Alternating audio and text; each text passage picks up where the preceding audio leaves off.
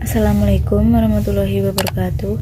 Yang terhormat Bapak Roni Arpinto SEMPD selaku dosen pengampu mata kuliah Ekonomi Internasional dan teman-teman yang kami banggakan.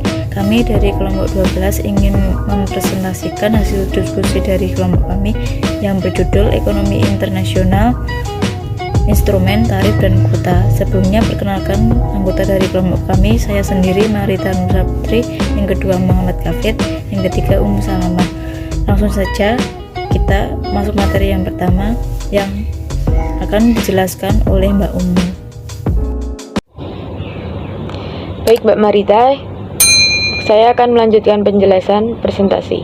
Pada slide yang pertama yaitu mengenai pengertian kebijakan ekonomi internasional. Pengertian kebijakan ekonomi yaitu cara yang ditempuh atau tindakan yang diambil pemerintah dengan maksud mengatur kehidupan ekonomi nasional guna mencapai tujuan tertentu. Sedangkan pengertian kebijakan ekonomi internasional yaitu keseluruhan tindakan pemerintah suatu negara yang bertujuan untuk meningkatkan laju pertumbuhan ekonomi, meningkatkan pendapatan negaranya dengan melalui kegiatan yang mendorong ekspor dan mengatur atau mengendalikan impor. Keseluruhan tindakan tersebut baik secara langsung maupun tidak langsung akan memperoleh komposisi, arah, serta bentuk dari perdagangan dan pembayaran internasional. Pada slide yang kedua yaitu mengenai instrumen kebijakan internasional. Yang pertama, kebijakan perdagangan internasional yang mencakup tindakan pemerintah terhadap perdagangan luar negeri khususnya mengenai kegiatan ekspor dan impor. Yang kedua, kebijakan pembayaran internasional yaitu mencakup kegiatan pemerintah dalam pembayaran internasional. Yang terakhir, kebijakan bantuan luar negeri yaitu tindakan pemerintah yang berhubungan dengan bantuan, pinjaman atau hutang, bantuan untuk rehabilitas serta pembangunan dan lain-lain. Itu tujuan kebijakan ekonomi internasional. Yang pertama, autarki, yakni sebuah tujuan yang bermaksud untuk menghindari dari pengaruh-pengaruh negara lain, baik pengaruh ekonomi, politik, ataupun militer. Yang kedua, kesejahteraan atau welfare. Yang ketiga, proteksi. Yang keempat, keseimbangan neraca pembayaran, terutama bagi negara yang mengalami defisit dalam neraca pembayarannya. Posisi cadangan valuta asingnya lemah. Yang kelima, pembangunan ekonomi. Pada slide selanjutnya yaitu kebijakan ekspor dan impor dalam perdagangan internasional. A. Kebijakan ekspor dalam perdagangan internasional.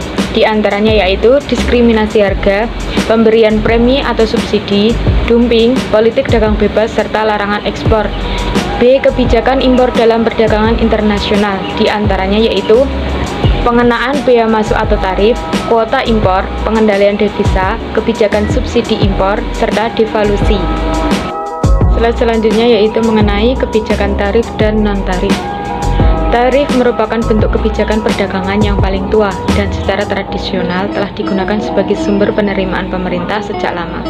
Namun, maksud utama pengenaan tarif biasanya tidak semata-mata memperoleh pendapatan pengisi kas pemerintah, melainkan juga sebagai suatu alat untuk melindungi sektor-sektor tertentu di dalam negeri dari tekanan persaingan produk impor.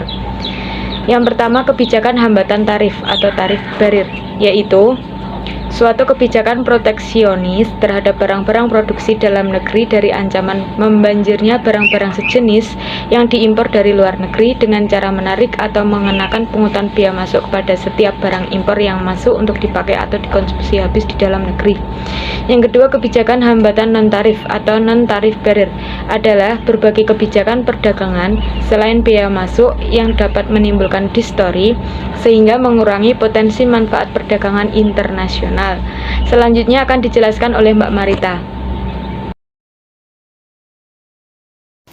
Baik, saya akan melanjutkan presentasi dari Mbak Umu yaitu tentang kebijakan hambatan tarif atau tarif barrier yang berupa yang pertama macam-macam penentuan tarif atau bea masuk yang isinya yaitu bea ekspor, bea transito, yang ketiga yaitu bea impor, yang kedua jenis tarif. Jenis tarif terdiri dari ad verum datis, yang kedua spesifik datis, yang ketiga spesifik ad verum atau compound datis. Yang ketiga yaitu sistem tarif. Sistem tarif terdiri dari yang pertama single column tarif, yang kedua double column tarif, yang ketiga triple column tarif. Yang keempat yaitu efek tarif. Efek tarif terdiri dari efek terhadap harga, efek terhadap konsumsi, efek terhadap produk, dan yang terakhir yaitu efek terhadap redistribusi. Untuk materi selanjutnya yaitu kebijakan hambatan non-tarif atau non-tarif barrier. Menurut A.M. Rukman dan R.M. Hadges, hambatan non-tarif dikelompokkan menjadi yang pertama pembatasan spesifik, yang kedua peraturan bea cukai, yang ketiga partisipasi pemerintah. Untuk materi selanjutnya yaitu kebijakan perdagangan lainnya.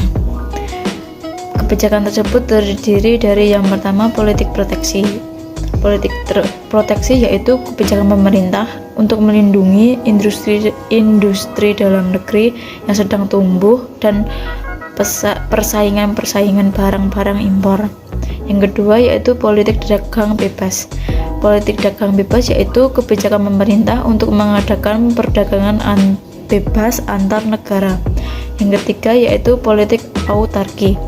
Politik autarki yaitu kebijakan perdagangan dengan tujuan untuk menghindarkan diri dari pengaruh-pengaruh negara lain, baik pengaruh politik, ekonomi maupun militer, sehingga kebijakan ini bertentangan dengan prinsip perdagangan internasional yang menganjurkan adanya perdagangan bebas. Sekian presentasi dari kelompok kami, kurang lebihnya mohon maaf. Wassalamualaikum warahmatullahi wabarakatuh.